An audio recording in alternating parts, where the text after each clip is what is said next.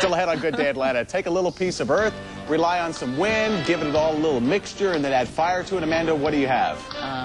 Meryl Waring says if you belong to the Meader family, it's a long history of some of the most beautiful art pottery around. And she's taking us out and about for a look next. Long enough, the old-fashioned way of doing things becomes trendy. Meryl Waring brings us a story this morning about a family whose ways of the past are red hot right now. Paul, the Meader family of Houston, Georgia, has been making folk pottery for 4 generations, and nothing much has changed over the years.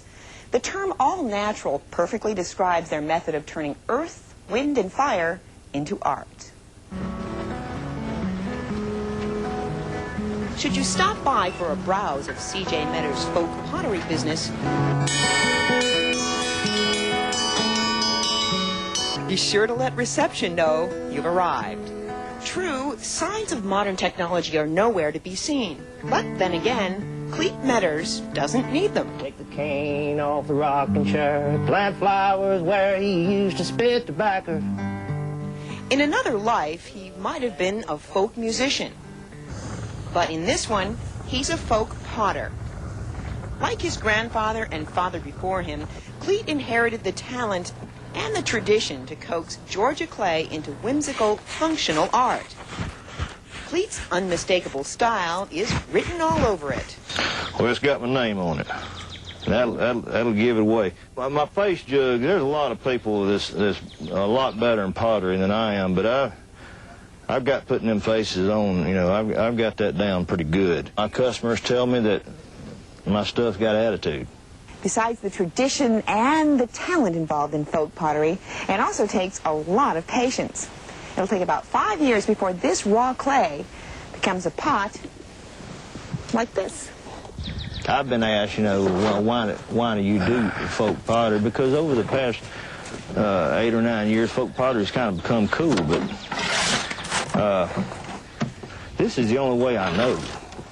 I mean, if I knew some other little tricks, I'd probably use them. The clay ages for nearly 4 years before it's ready for the grinding, a task left up to the family mule. He pounds, prods, and gently persuades the seasoned clay into shape, another skill that is clearly genetic. I've just decided I'm making a wine glass. You got your own style. Once the piece is air-dried for 10 days, Clete uses the family glaze recipe, made of clay, ash, and glass, finely ground by the tide of a nearby river. Powdered glass and a little clay mixed with it.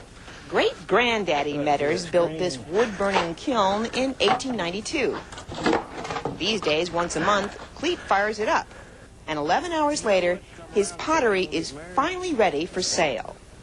As for whether or not the family business will stay in the family, well, Clete sure hopes so.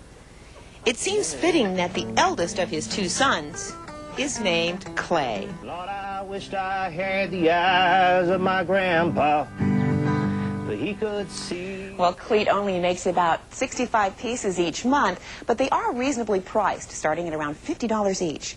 For more information, you can call Clete at